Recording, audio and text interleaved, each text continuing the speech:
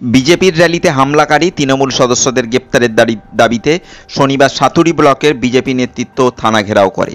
পাশাপাশি এদিন রঘুনাথপুর বাঁকুড়া রাজ্য সড়ক অবরোধ করা হয়। অবরোধের জেরে রাজ্য সড়কের দুই পাশে সমস্ত যাত্রীবাহী ও মালবাহী গাড়ি আটকে পড়ে। যতক্ষণ না পর্যন্ত অভিযুক্তকে গ্রেপ্তার করা হচ্ছে ততক্ষণ পর্যন্ত অবরোধ চলবে বলে বিজেপির তরফ থেকে জানানো হয়।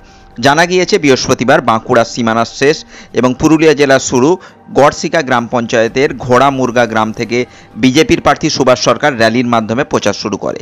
র্যালিটি ঘোড়ামুরগা গ্রাম থেকে গড়শিকা গ্রামে প্রবেশ করে।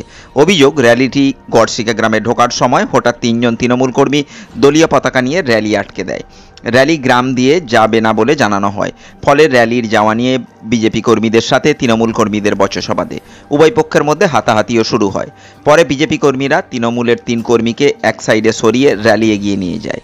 ঝামেলার সময় গ্রামের এক বিজেপি কর্মীর র্যালির পেছনে গাড়িটি দাঁড় করিয়ে সামনে এসেছিল। ঝামেলার পর তিনি র্যালির পেছনে থাকা গাড়িটি আনতে যায়। অভিযোগ, সেই সময় ওই বিজেপি কর্মীকে তৃণমূল কর্মীরা চেরাই কাঠ দিয়ে আক্রমণ করে। তার শরীরের একাধিক জায়গায় আঘাত করা হয়। ফলে ওই বিজেপি কর্মী গুরুতর জখম হয়। বিজেপির রঘুনাথপুর বিধানসভার কনভেনার অরূপ আচার্য বলেন, ঘটনার দিন আমরা পুলিশকে জানিয়েছিলাম অভিযুক্তদের গ্রেপ্তার করতেই হবে। পুলিশ তাদের কথা রাখেনি, তাই আমরা বিক্ষোভে নামতে বাধ্য হয়েছি। তো তৃণমূলের কয়েকজন গুন্ডা বাহিনী এসআর করে হঠাৎ চড়াও হয়, র্যালি আটকানোর চেষ্টা করে, মারধর করে খুব আমার বাবাকে মারধর করে এবং আমার মাকেও মারধর করেছিল। ঠিক আছে, যার কারণে আমার বাবার পিঠ ফেটে যায়, সে গুরুতর আহত হয়, তাকে হসপিটালে এখন ভর্তি। আমাদের এফআইআর করা হয়েছে লোকাল থানাতে, কিন্তু কোনো অ্যাকশন নেই, যাতে প্রত্যক্ষ দোষীরা শাস্তি পায়, এটাই আমি চাই। হ্যাঁ, একদম নিশ্চয়ই, যারা দোষী তারা একদম শাস্তি চাই। কারণ দীর্ঘদিন ধরে ওরা গড়শিয়া গ্রামে একদম সন্ত্রাস চালাই যাচ্ছে।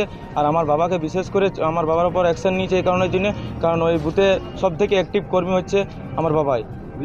হ্যাঁ, বিজেপি। হ্যাঁ, হ্যাঁ, এই এলাকার বুথ সভাপতি।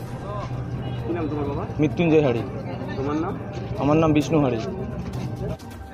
নয়, একটা প্রতিশ্রুতির মতো বন্ডে লিখে উনি দিতে পারেন না যে অমুক দিনে আমি অ্যারেস্ট করবো। এটা একটা আইনের বিষয় আছে, ঠিক আছে, কিন্তু উনি আপ্রাণ চেষ্টা করবেন আজকালের ভিতরে অ্যারেস্ট করার। যদি না করেন তাহলে আমাদের আগামী দিন আরও বৃহত্তর আন্দোলনের জন্য যা আমাদের প্রস্তুতি নিয়ে সেটা আমরা নিব।